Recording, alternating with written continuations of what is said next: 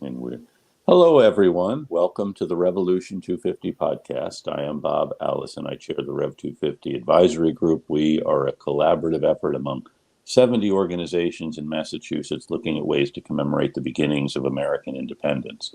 And our guest today is Richard C. Wiggin. Rick Wiggin is the past captain historian of the Lincoln Minutemen. He's also formerly the director of the Bostonian Society, an historical organization in downtown Boston. He's done audio tours for the Freedom Trail and for the Minuteman Historical Park. He's someone who's had a career in the private sector before really getting the history bug and doing this in a big way. He wrote a wonderful book, Embattled Farmers, Campaigns and Profiles of Revolutionary Soldiers from Lincoln, Massachusetts. But also the book we're really here to talk about is Polly Sumner, Witness to the Boston Tea Party. So Rick, thank you for joining us. Well, thank you, Bob. I'm delighted to be here. So who is Polly Sumner? Why? Well, Polly Sumner is a doll who actually arrived in Boston on one of the Tea Party ships. Amazing. This is actually a real doll. She is part of the collection of revolutionary spaces, has been for 130 years. Prior to that, she was in the same Boston family for 5 generations. Wow. So she's been around. So she certainly has. So she started off not to be a child's doll, but a fashion doll.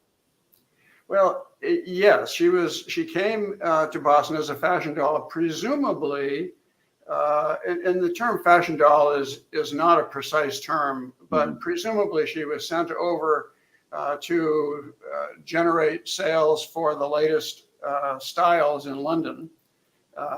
To solicit orders for them, and the dresses would be then crafted for the ladies who wanted that particular style. She's like a small mannequin. Like a small mannequin, sure. Yeah. It was it was the way of doing business for many years until magazines and other visual forms were generated. Right. So she's on one of the tea ships, and then she's actually unloaded the day of the Tea Party, or I think put on display in the window of this shop. Well, the precise details are unclear, Bob, but yeah, she was on one of the ships. She was on one of the ships. We're not sure exactly which ship she was on. According to her provenance, she was unloaded at some point in time, probably actually before the Tea Party. And was taken up to a shop on Cornhill, which is now Washington Street, and put on display there. So she's right around the old State House. Around the old State House, that's correct. Actually, probably closer to Old South Meeting House, but thereabouts, yes. Okay. But she doesn't, so she comes into the possession of one family you mentioned. Can you tell us a bit about them? So shortly after the Tea Party, which I say she was a witness of because according to the provenance, she was able to see the colonists gather at the old State House and preliminary to marching down to the ships. But shortly after the Tea Party, she was purchased by a woman named Polly Sumner, who was it was from a prominent Boston family, the same Sumner as Charles Sumner, who was later a senator who was caned in the Capitol building, in the Senate chamber. Yes. And also Bostonians will recognize the name of the tunnel. That's right. Tunnel. So Polly Sumner, the real person, purchased the doll from the shop, took her home to Roxbury, and her sister decided that the doll needed to be named after her. So the doll became known as Polly Sumner. Okay. And so then was there a child involved? Was Polly Sumner the owner of the doll, or the sister of the new owner of the doll was an adult? Her sister was about how old? Well, Bob, if you start quizzing those precise details, we'll find that the genealogy doesn't quite match the provenance. I'm sorry, but the thing is, the children are playing with the doll. There is a doll. The children are playing with the doll, and Polly bought the doll for her presumably at that time unborn child. Okay. She was pregnant, but there seems to be, as I've looked at the genealogy, there seems to be a little bit of confusion about dates and names of the kids. But at least according to the story, she was bought from this shop that had was displaying fine English goods by Polly Sumner for her unborn child. Okay. So she wasn't thinking, there's a nice dress I'd like to purchase. She's thinking, there's a doll I'd like to have my unborn child play with. That seems to be the case. Okay. Yeah, and we'll try to differentiate between the historical record and the story that is told very well in the book, because they're both really compelling, and I don't want to bleed the two together. As you can certainly appreciate, Bob, one of the difficult jobs for historians is to distinguish the actual facts from the stories and the myths that come down to us. And in this case, we have a very, very old doll, the provenance of which says that she came on the Tea Party ship. She was purchased by Polly Sumner, and then she subsequently witnessed the Battle of Bunker Hill from a rooftop in Roxbury. Oh my goodness! Did the Sumner family live in Roxbury? Well, this actually, Polly Sumner, the real person, was actually married, and her married name was Williams. And so, but yes, they lived in Roxbury, and she is purported to have been on the top of the Alcamuti mansion, which is one of Roxbury's very old and celebrated houses, which is where she watched the Battle of Bunker Hill. Oh my goodness! So someone in the family took her up to the roof at the time of the battle to see this happening. This would have been the real Polly Sumner's sister, Okay. Amy. Okay. This is amazing. It's an amazing story so far about this doll who is witnessing all of this. And then subsequently, she's, as you say, 5 generations of this family will treasure this doll as children. And how does it, so there, I'm sure there were other stories you could have told in the book, or maybe you'll have subsequent volumes, which will talk about further things that Polly sees. So, Bob, for this particular book, we've had to really deal with her revolutionary period, and it runs through the Declaration of Independence. But what's remarkable about this doll is her history, her subsequent history, and the fact that as a museum piece at the old State House, she has attracted, she has appealed to young kids, and to such an extent that she has actually received through the years a fair amount of fan mail. Wow. It's amazing. So she was donated to the Bostonian Society in the 1880s, shortly after the society was founded. She was exhibited at the Old South Meeting House. Well, let me back up a little bit. She was played with by 5 generations of the family, up through till just before, actually just after the Civil War. But she was put away in storage for a while during the Civil War, after which Mary Williams Langley, who had played with Polly as a kid in the late teens and early 20s. Those are years, not ages, of Mary. She played with Polly during the 20s as a kid, and had actually held Polly up to cheer for Lafayette during his grand tour in 1824. Wow. But now she's at the time of the Civil War, she's in her 50s or 60s. She retrieves Polly from storage as the family storage, and goes about repairing her limbs and restoring her. You can appreciate that after 5 generations, Yeah. Polly was probably pretty well worn and battered. So, Rick, what's Polly made of? I'm sorry? What is Polly made of? Polly's made of wood. Okay. The record says she's oak, but she appears actually to probably to be linden rather than oak. Okay. But she's wood. After the Civil War, her broken arms and legs were replaced by wood. Well, they were wooden originally, and they were replaced by leather arms and legs. So it makes them more flexible. Yeah. She was given a new outfit, and her face was restored, repainted, so Mary Williams Langley, now, who did this repair in the 70s, had this very old doll with a very, very strong historical history and ties to the family. So she takes this doll and puts it on display in the Old South Meeting House in the 70s and 80s. She pulls the doll from display in order for her grandchildren to play with the doll. And then the doll generates a fair amount of notoriety as a result of this. Interesting.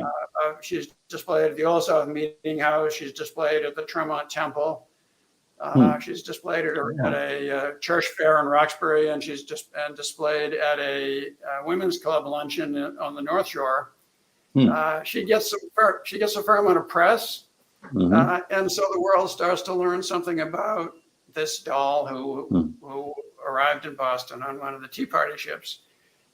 And so in 1919, the family donates the doll to the Bostonian Society. Okay. That's fascinating. Fascinating. So we're talking with Rick Wiggin, who is the author of Polly Sumner, Witness to the Boston Tea Party, about this amazing doll. And children's toys usually don't last more than, well, a generation would be lucky for a lot of them. So the fact that we have a doll from this period is somewhat amazing. And then that she has this remarkable provenance, that she's been witness to so much, which is partly the reason, I think, why the family saved her. But it's interesting that Mary Williams Langley, puts her on display, but then pulls her out so her grandchildren can enjoy the doll too. It's still a doll. In fact, there's this wonderful picture of the doll with Mary Langley's grandchild. There's some question actually about, I've identified the individual as Annie Williams Langley. The curator at the Revolutionary Spaces has identified her as Mary, Annie's sister. So we're not entirely sure exactly, but it's sort of evidence of the journey that Polly has taken over the years. Right. And then, as you said, children, when she's been on display, children have connected with her and written letters to her and felt that, a doll is real to a child. And so this is part of the world. So what are they saying to her when they're writing to her? Well, Bob, kids live in the present. Yeah. They don't really have a good concept of the past. And so teaching kids history is sort of a difficult proposition. And I think Polly's power in this regard is that she's authentic, and she is the personification of the past. And the kids can look at her because she's real, she exists, and they can understand the stories that she has to tell because she can relate to them on their level. The fact that she still exists in the present. Right. That's right. And she's a tangible, it's different from simply being a tangible thing that was there. She has a face and can then has eyes. So she is a witness to a child. So they're writing to her because she represents something, or she was a witness to something that maybe they're just learning about. Bob, I've watched my grandchildren play with their toys, whether they're human or not, they are human figures or not. Oh yeah. They talk to the toys, and I think they believe the toys talk back to them. The toys certainly do. Yes. Yeah. Yeah, and so the imagination is wonderful, and Polly simply brings that out in the kids, and the story gets told. Yes. So she's on display at the Old State House, and then for a long time she's not on display. And you become how did you first learn about the doll? Bob, I was for a brief period. I was executive director of the Bostonian Society, which had the doll in the collection, and we used her for fundraising actually. But we couldn't, and that was a special situation. We couldn't put her on display because how do you safely put a 250-year-old doll on display? It's very, very difficult to do, and inconsistent with standards of conservation of artifacts.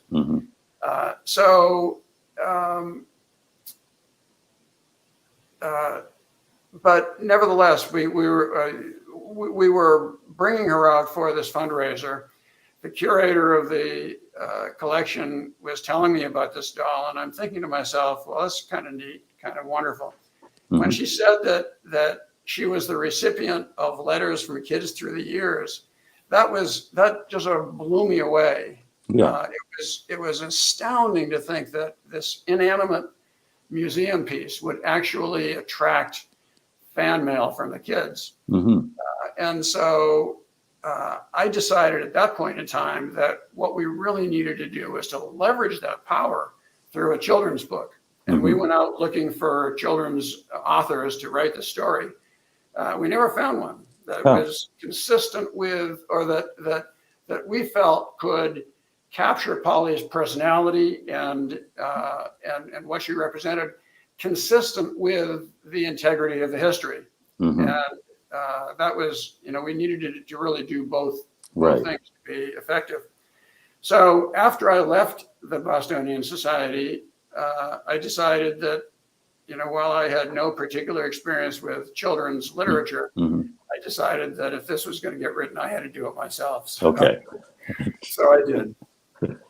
And you found a terrific illustrator too, Keith Favazza. Can you tell us a bit about that process of the? Well, as you certainly know, the illustrators are matched up typically with authors through the publisher, and that was the case here. Keith happens to be a local boy who grew up in the area. He talks a lot about being in the north end of Boston, where his dad was a fisherman. And he's now lives in Plymouth, but he's a terrific illustrator, terrific author, and he did a phenomenal job with some of the illustrations in the book. And he was a delight to work with. He was very, very concerned about getting the historical parts of the story correct in the illustrations. He was so concerned about historical accuracy, that at one point he was fussing over whether the streets were paved with cobblestones as we know them today, or with pebble stones as was popular at the time. We had the opportunity to tour the replica tea ships, so that we have an illustration of the hold of the ship that she was in. And we think that's completely accurate in terms of the way it's depicted. Is it cobblestones or pebbles? Well, Bob, maybe you should tell me. We'll have to read the book. I think we actually avoided that question in the illustrations. But there are some streets, old streets, that have pebblestones, and there are some old streets that have cobblestones. We're talking with Rick Wiggin, author of Polly Sumner, Witness to the Boston Tea Party, and also to get around the problem of not being able to keep a 250-year-old doll on display, you've had a replica made. So, we did. a couple of years ago, Nat Shidley, who's currently the president of Revolutionary Spaces, which is the successor to the Bostonian Society, he commented to me that that Polly represented a real conundrum because they couldn't display her. And of course, I understood this totally, and so I've worked with them to so they've commissioned a replica so that now Polly can actually be displayed. It would be nice if it were the authentic Polly, but the replica is a very, very good doll. She was made by a very professional wood carver, doll maker in Arkansas, commissioned by Revolutionary Spaces. And so now in time for the 250th anniversary of the Boston Tea Party, Polly 2 is available, is currently on display at the Old South Meeting House. Oh, that's great. That's great. So the tagline for the book, or one of the taglines, is, "Can a fashion doll from England find friendship and happiness in colonial America?" And does Polly find friendship and happiness in colonial America? I don't want you to give away the plot. So I think she finds happiness in colonial America. She certainly has found happiness in the relationship she's developed with the kids in modern America. And I think she represents, as I say, she's the tangible link for kids to this history. And what did you learn about writing for children in the process, in the long process of doing this? It's a very different process than writing an adult book. It took many years to do it, and I had wonderful help from a lot of very, very talented individuals, but without which I would never have been able to do it. Yeah. So have you seen a response to it? I mean, it's a long process where you're working on the book, and then now it's out there. So what's the response been to the Polly Sumner story in this new version? So far it's been very good, Bob. I've been very pleased. It's available online at a number of places, and it seems to be selling reasonably well. It's available in a number of places along Boston's Freedom Trail. It's available at the Visitor Center on the Common, and at Old State House and Old South Meeting House and the Tea Party Ships and Museum. And we're hoping that it will generate some further distribution and sites along in historic Boston. But it's been very well received. Thank you. That's good. That's good. It's a good book. And Jonathan tells me that Nat Shidley is going to have the original Polly conserved so she can be put on display more frequently, which is definitely a big step, probably because of your book and your work on this. I think that's terrific. Yeah. So now, are you, again, you end her story in the book with the Declaration of Independence. Is there thought of having subsequent editions of the book or further adventures of Polly Sumner? Well, Bob, perhaps. I'm not sure at this point how to do that. But you know, as I mentioned that she waved to Lafayette during his grand tour in the 1820s. She is purported to have watched the Civil War regiments from Massachusetts leave from the Boston Common, head south to the war. So, you know, this doll's been around. I think the question really is, can I or can somebody else pick this story up and tell it faithfully to the history that the doll has actually experienced? Yeah. What kind of outfit is she wearing now? You mentioned that after the Civil War, Mary Williams Langley gives her a new outfit. So how is she dressed now, as she would have been in 1773? No, she's not. She's actually dressed in a relatively modern style dress. Over the years, she's been dressed and redressed. Shortly after the Revolution, or shortly after the Boston Tea Party, she was redressed in a George Washington-like outfit. And subsequent to that, she has appeared periodically in the latest American styles. So Wow. each of her owners over the years has redressed her appropriately. That's interesting. Very much like each generation retells the story of the revolution in its own way. Sure. So there's a replica of her on display, or sometimes on display, and there may be the original. Any thought of having more of these made so that other children can enjoy Polly Sumner, or is she going to remain at the old State House or Old South Meeting House? Well, I think I don't know how to answer that question, Bob. Okay. I'm not going to make more Polly Sumners. No, yeah. You've certainly done more than your part by telling her story. There is a plan, however, to write and produce a children's play about Polly Sumner, which the playwright and producer is hoping and planning to have done by the actual anniversary date of the Boston Tea Party, which is December 16th of this year, is the 250th anniversary. So we'll see how that develops, but that would be great. And just think about it, this time, she was probably 250 years ago, she was in London preparing to be shipped to Boston, hoping someone would buy this dress. And has a much different trajectory.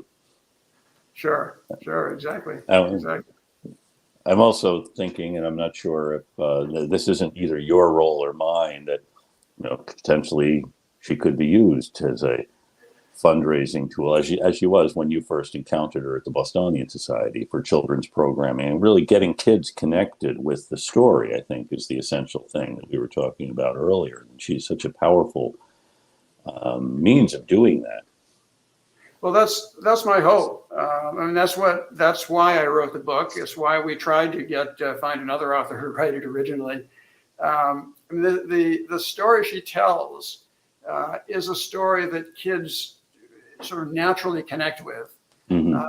And in the book, we have Polly herself telling the story. It's a first-person story. She tells of her adventures, and I think the kids can relate to that.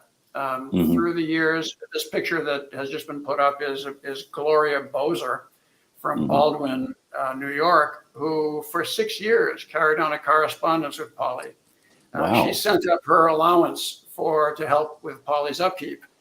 And there's a very fascinating article in the Boston Globe there that was just up on the screen from the 30s about all this. That's amazing. It really is a terrific way, or Polly is a terrific way of ambassador for us to get the word out and get kids invested in the story, interested in the story.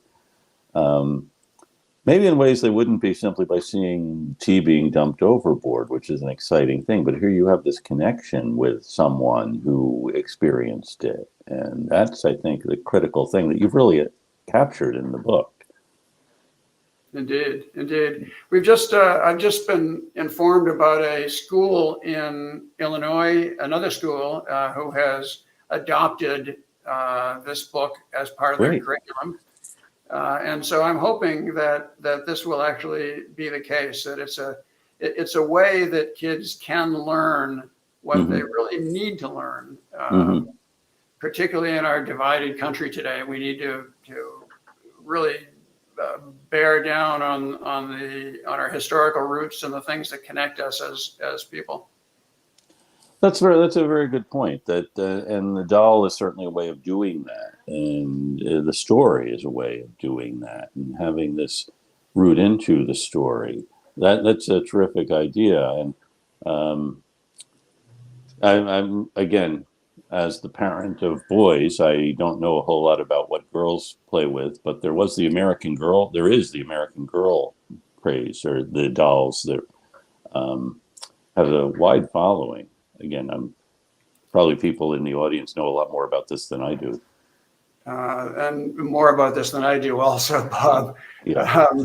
But yeah, the American Girl Doll Company has had periodically has had a colonial doll. Mm-hmm. Those are fictional stories that they create to go along with these dolls they create. What I think is fascinating about this is that Polly is real. She's real. She's authentic. Mm-hmm. And there's an authenticity here that these other dolls don't really have. That's true. And So again, we're both speaking in a summer when the biggest movie has been about a doll from the 1950s, oh, that's 1960s, right. and so on. That's right. But there's a certain more authenticity here, that it's not, Polly Sumner is part of this world. It's not Polly's world that we're allowed to peek into, that she is part of this much bigger world. Sure. No, I think again, that's for me. That's been the driving force for all of this, is that Polly can speak to the kids. The kids can relate to Polly. Right. Whereas a lot of kids have difficulty with history because history is typically taught as names, dates, and facts. Right. And there's nothing there that necessarily relates that kids can relate to. But Polly gives them that. Mm-hmm. Polly is relatable. Polly's real. Yeah. She's there. She's a human face, and they can speak to Polly, and Polly speaks back to them. Yeah, this is great. We've been talking with Richard C. Wiggin, the author of Polly Sumner, Witness to the Boston Tea Party, which actually is a true story. You have the doll who was part of this. She was on one of the ships with the tea. She would have been in a shop across from the Old South Meeting House where she would have seen the procession. She was actually in the window because that's where you would put a doll on display.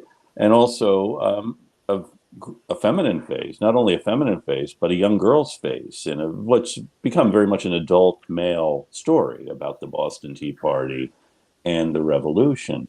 And she connects us with this past in such a way that it's not just the doll, but it's this family who has her and the little girls who played with her and as part of this big world. So really want to thank you, Rick, for bringing Polly back to life for us and urging the Revolutionary Spaces to get her back on display and get more kids connected with this incredible story. I think it's important, Bob, because history is so critical to us as a people, and so I think that we need these kids to relate to history, to understand how and why things have happened, and to have faith in the institutions of America. Right. So, well, thank you so much for doing this, and I want to thank Jonathan Lane, our producer, and our listeners around the country and around the world. Rick, when we started off on doing these podcasts, we imagined we'd have folks like you tuning in, but we have friends all around the country, all around the world tuning in. And I want to thank our listeners in Parkton, Maryland, and in Sodus, New York, Denver, Colorado, Davenport, Florida, Franklin, Tennessee, and Rehoboth, Massachusetts, and all places beyond, between. And if you are in one of these places and you would like one of our Revolution 250 refrigerator magnets or other artifacts, send Jonathan Lane an email, jlane@revolution250.org. And we'll put up a link to the website where you can get your copy of the Polly Sumner book to share at pollysumner.com. That's easy to remember. And look forward to hearing more about the doll and her adventures. And now we will be piped out with a tune Polly would have heard, which is The Road to Boston. Thanks, Rick. Thanks, everyone.